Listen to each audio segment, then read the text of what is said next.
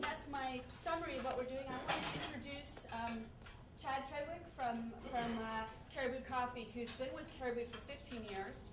He is the guy in charge of doing all the cool stuff, like going out in the field and meeting with the farmers and helping them with sustainability, and also, most importantly to them, providing them with a market for caribou beans. And he is the one who had the vision to make a significant commitment, 50% Rainforest Alliance certified, but he's already exceeded that, and he'll tell you about that, coffee with us. And it's just been a real pleasure to work with Chad. He's the Senior Director for Coffee and Tea for Caribou, and really pleased to have you here today, Chad.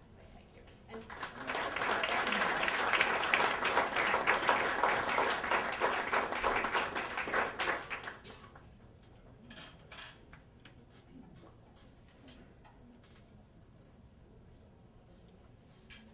well, good afternoon, everybody. Thanks for the opportunity to be here. I hear that the coffee tasting is what may have drawn some of this crowd, and I'm sorry to say we're not going to do the real slurp and spit, which is the ritual of coffee tasting. It's a little dirty for a steakhouse venue, but I did want to give you an opportunity, and they'll start rolling out with desserts, to taste 4 different coffees simultaneously.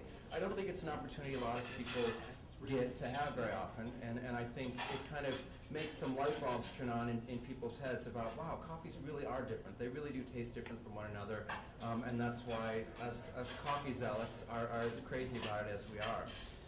Just a little bit about Caribou Coffee. Founded in 1992 and headquartered in Minneapolis, Minnesota. It's the second largest company-owned coffee house company in the U.S. after Starbucks, naturally. 500 plus locations worldwide, including some franchise locations internationally in the Middle East and in South Korea. Also sold via commercial channels, including grocery stores, club stores, entertainment venues, office coffee distribution, so on and so forth. It's a publicly traded company under the ticker CBU on NASDAQ, and our mission is to deliver an experience that makes the day better. And this is a mission that I really take to heart in my job as I source the world's greatest coffees, and is really why we partnered up with the Rainforest Alliance. And it's probably been about a 5-year relationship already we've had with the Rainforest Alliance, and we didn't make anything public until 2005, when we announced that by the end of this year, 2008, half of all of our coffee would be Rainforest Alliance certified. And here you can see just kind of a projection of where those coffees are going to be coming from over the next couple of years, where they have come from. You can see we started in Guatemala with very little coffee, and now Guatemala is certainly one of our strongest supply partners, and one of the places I've got the best working relations with my suppliers and my exporters because of this certification program. I just want to, before I go over this slide, I want to say that when you encourage people to enlist in a certification scheme like this, it's a big responsibility as a buyer. And so you really want to make sure that that program has integrity, that it's really going to make a positive impact on the producers and on the surrounding communities. And I'm just going to tell you a little bit about some of those positive implications that we've seen with our experience in certifying Coffee's Rainforest Alliance for Caribou Coffee. We strive to positively influence our producing communities and really encourage them towards more environmentally and socially responsible practices. I'll never forget one of the first coffee farms I visited in Guatemala. There was trash practically up to my shins, all over the place, and I couldn't get over this sort of cultural imperialism that told me, this is dirty, this is wrong, what's going on here, I don't want coffee from this place. And really what I needed to do was get to the root of, why is there no infrastructure for this? Doesn't anybody encourage you to clean this up? Does this speak ill of the quality that you're going to be sending me? We have to talk about this. And I don't really think that people have had those kinds of conversations with them.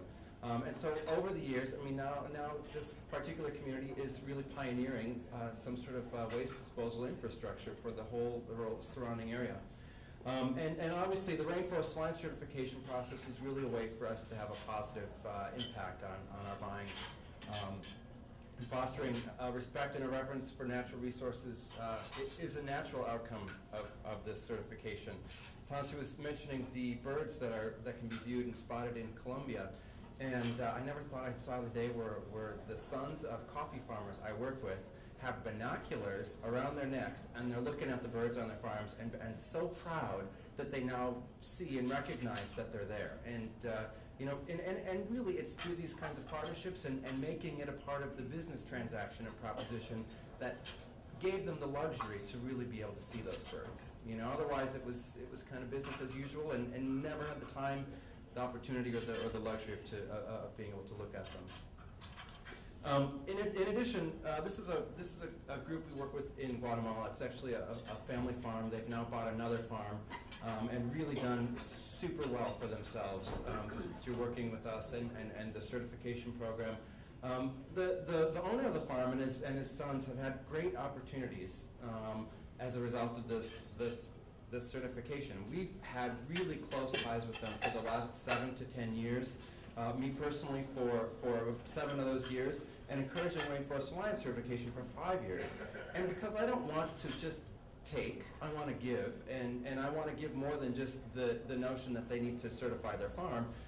We've provided them with some really cool education opportunities. A lot of coffee farmers never taste their coffee. It's not a part of, they produce it, they send it to the exporter, it's done.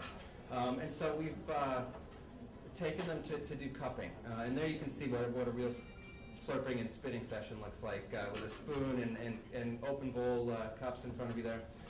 And when I was just to meet with them a couple of weeks ago, they were talking again about how excited their seasonal workers are to come back. And I don't know how many of you know about the labor market in Central America, but there's a whole lot of competition out there for, particularly in countries like Guatemala and Costa Rica, where there's some other more enticing construction opportunities that people could work in, rather than the very unglamorous life of a coffee picker. But because these farms have dignified housing and good working conditions, safe working conditions, the workers want to come back. And one of the examples these guys used was, look at this mass of cell phone chargers here.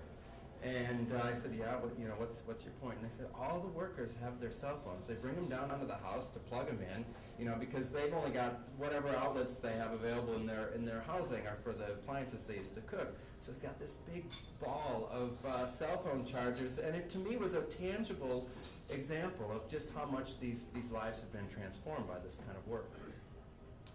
Obviously, the spread of this certification has encouraged a dialogue for issues that were previously unaddressed. I am now shown more water treatment facilities than I ever cared to see in my whole life. But I feel a great sense of pride every time I look at them, because it means that people in these communities see the impact of what they're doing and understand that if they don't take care of things, their kids aren't going to see the same birds. They're not going to be able to play in the same streams.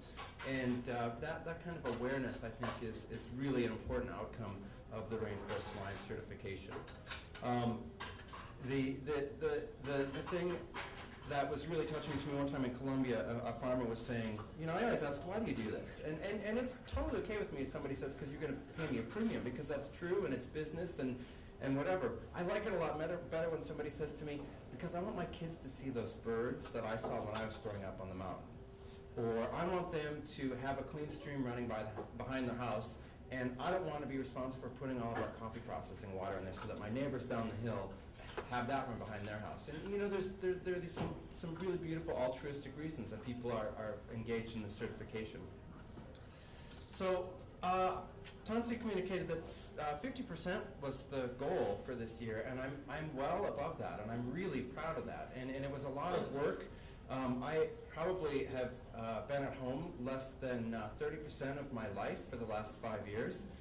Because I didn't want to tell somebody from an office way up north that they had to do these things. I wanted to be a part of the process and really let people know that there were some positive outcomes after all of this hard work and investment. So now we're probably on the verge of 67 to 70%, although I'm not going to communicate a higher public goal until I feel like supply is caught up with my demand. And we've put the seal, the Rainforest Alliance seal, on as many packages as can bear it, based on the content minimum. And we do this as a way of, helping to foster higher recognition, greater recognition for the Rainforest Alliance seal, and because we want people to know about the work we're proud of.